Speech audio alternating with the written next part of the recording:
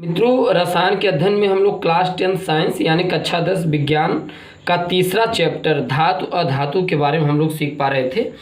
और इसके अंतर्गत मित्रों आज के इस वीडियो में हम लोग सीखेंगे अयस्कों का सांद्रण, कंसंट्रेशन ऑफ ओर्स। अयस्कों का सांद्रण दरअसल मित्रों 3 विधि द्वारा किया जाता है: गुरुत्वीय या घनत्वीय पृथक्करण विधि, चुंबकीय पृथक्करण विधि और फेन प्लॉन विधि। राइट। और इन तीनों के बारे में मित्रों आज के इस वीडियो में हम लोग सीखने की कोशिश करेंगे। बहुत ही इंपॉर्टेंट है मित्रों, और हर साल यह बोर्ड परीक्षा में आपके पूछा भी जाता है। पहले हम लोग जान लेते हैं आखिर में अयस्कों का सांद्रण है क्या।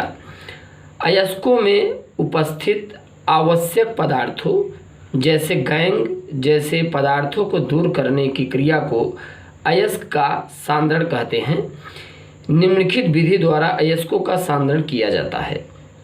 यहाँ पर देखिए हमने क्या कहा मित्रों, जो अयस्क होते हैं, ओर्स होते हैं, जो धातुएं होती हैं, जो पृथ्वी के भूपर्पटी से निकाले जाती हैं, उनमें जो अशुद्धियाँ अपद्रव्य पदार्थ गैंग उपस्थित होते हैं उन्हें अयस्क का सांद्रण कहा जाता है। उन्हें यानी कि अशुद्धियों को निकालने क्रिया को अयस्क का सांद्रण कहते हैं। राइट। इन्हें 3 विधि से हम लोग सांद्रित करते हैं। पहला है गुरुत्वीय या घनत्वीय पृथक्करण विधि, चुंबकीय पृथक्करण विधि, फेन प्लॉन विधि। राइट। अब यहाँ पर हम लोग सबसे पहले नंबर का मित्रों हम लोग जानेंगे जो कि आपका गुरुत्वीय या घनत्वीय पृथक्करण विधि के अंतर्गत आता है। यह है क्या, ध्यान दीजिएगा आप, गुरुत्वीय या घनत्वीय पृथक्करण विधि।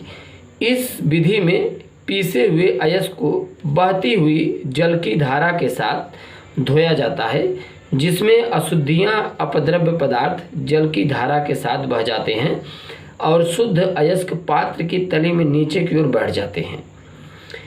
इस विधि का प्रयोग भारी धातु के अयस्कों का सांद्रण के लिए किया जाता है, जैसे SnO2 Fe2O3। मित्रों, हमारे कहने का पर्पस यह है कि इस विधि में भारी धातु के अयस्कों का सांद्रण किया जाता है, जैसे SnO2 है, Fe2O3 है। आखिर में इनमें हम लोग करते क्या हैं, दरअसल इनमें यह किया जाता है कि जो पीसे हुए अयस्क होते हैं, एक जल की धारा बहती रहती है, उसमें पीसे हुए अयस्क को डाला जाता है। तो जितने मित्रों पीसे हुए अयस्क में हल्की अशुद्धियाँ होती हैं वो जल की धारा के साथ बह जाते हैं। राइट। जिसमें अशुद्धियाँ अपद्रव्य पदार्थ जल की धारा के साथ बह जाते हैं और जो शुद्ध वजनाएं यानी कि जो धातु वाले मित्रों अयस्क होते हैं ना, वो पात्र की तली में नीचे की ओर बैठ जाते हैं। इस विधि का प्रयोग हम लोग भारी धातु के अयस्कों के सांद्रण के लिए करते हैं, जैसे एग्जाम्पल में SnO2 है और Fe2O3 है। राइट। इसके बाद आता है मित्रों चुंबकीय पृथक्करण विधि, मैग्नेटिक सेपरेशन मेथड। आखिर में चुंबकीय पृथक्करण विधि है क्या। यहाँ पे आप देख पा रहे हैं 2 चुंबकीय रोलर है मित्रों। क्या है, रोलर है। यहाँ पर रोलर करिएगा, 2 चुंबकीय रोलर मित्रों। यहाँ पे आप देख पा रहे हैं 2 रोलर है। एक अनुचुंबकीय रोलर होता है, दूसरा चुंबकीय रोलर होता है। एक अनुचुंबकीय रोलर होता है, दूसरा चुंबकीय रोलर होता है। और इस रोलर पर मित्रों ये इस प्रकार का ये बेल्ट लगा होता है, आप देख पा रहे हैं ये बेल्ट है। और बेल्ट की जो मित्रों राउंडिंग होती है, घूमने की दिशा वो ऐसे होती है, ये इस प्रकार से। ये ऐसे मित्रों ये काम क्या करते हैं, राउंड अप करते रहते हैं, ये घूमते रहते हैं। आप देख पा रहे मित्रों इस प्रकार से ये घूमते रहते हैं, राउंड करते रहते हैं। राइट। ये बेल्ट है मित्रों। और इस अनुचुंबकीय रोलर के ऊपर ध्यान दीजिएगा हम कह क्या रहे हैं, इस अनुचुंबकीय रोलर के ऊपर एक थ्रोट या हापर लगा होता है। इस थ्रोट या हापर में क्या किया जाता है, पीसे हुए अयस्क को डाला जाता है। अब आप देख पा रहे हैं ये जो रोलर है इस प्रकार से ये चलता रहता है, ये बेल्ट ऐसे घूमता रहता है। जब मित्रों इस पर आप पीसे हुए अनुचुंबकीय रोलर पर पीसे हुए अयस्क को डालेंगे तो जो अनुचुंबकीय पदार्थ है वो रोलर से दूर गिरेगा और चुंबकीय जो पदार्थ है वो रोलर के समीप गिरेगा। बात समझ में आ रही है। अनुचुंबकीय जो पदार्थ है वो रोलर से दूर गिरेगा और चुंबकीय जो पदार्थ है वो रोलर के समीप गिरेगा। राइट। देखिए अनुचुंबकीय पदार्थ रोलर से दूर और चुंबकीय पदार्थ रोलर के समीप गिरा। अब जरा आप इस चीज़ को समझने की कोशिश कीजिएगा। जितने मित्रों चुंबकीय पदार्थ हैं जैसे धातुओं से रिलेटेड होते हैं तो रोलर के समीप गिर जाते हैं। जितने मिट्टी, कंकड़, बालू, पत्थर होते हैं, जो अणुचुंबकीय पदार्थ होते हैं, वो रोलर से दूर इस प्रकार से गिर जाते हैं। अगर इसका आप डिफिनीसन जानना चाहते हैं तो हम यहाँ पे आपको डिफिनीसन भी थोड़ा दिखाने की कोशिश करते हैं। ये देखिए, ये इस विधि का प्रयोग तब करते हैं जब एक चुंबकीय दूसरा अणुचुंबकीय पदार्थ होता है। आप देख पा रहे हैं मित्रों, इस विधि का प्रयोग हम लोग तब करते हैं जब एक चुंबकीय दूसरा अणुचुंबकीय। भाई अगर लोहा है, लौह है, अगर आप लौह टाइप केस का संधारण करते हैं तो लोहा चुंबकीय होगा, और जितनी अशुद्धियाँ अपद्रव्य पदार्थ होंगी वो क्या होंगे, अणुचुंबकीय पदार्थ होंगे। राइट। अब यहाँ पर देखिए कहा क्या जाता है, इस विधि में एक चुंबकीय दूसरा अणुचुंबकीय रोलर होता है जिस पर बेल्ट होता है। ये आप देख पा रहे हैं, एक चुंबकीय रोलर है, दूसरा अणुचुंबकीय, इस पर एक बेल्ट लगा होता है, ये घूमता रहता है। राइट। फिर देखिए, यह बेल्ट चुंबकीय रोलर पर घूमता रहता है, घूमते हुए अणुचुंबकीय रोलर पर, ध्यान दीजिएगा, चुंबकीय नहीं अणुचुंबकीय रोलर की हम बात कर रहे हैं।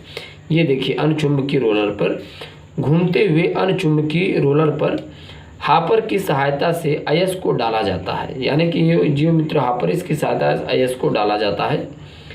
फिर देखिए क्या होता है, हापर सहायता से अयस्क को डाला जाता है जिससे चुंबकीय पदार्थ रोलर के समीप, चुंबकीय पदार्थ जो होता है रोलर के समीप, और अणुचुंबकीय पदार्थ रोलर से क्या होता है, दूर गिरता है।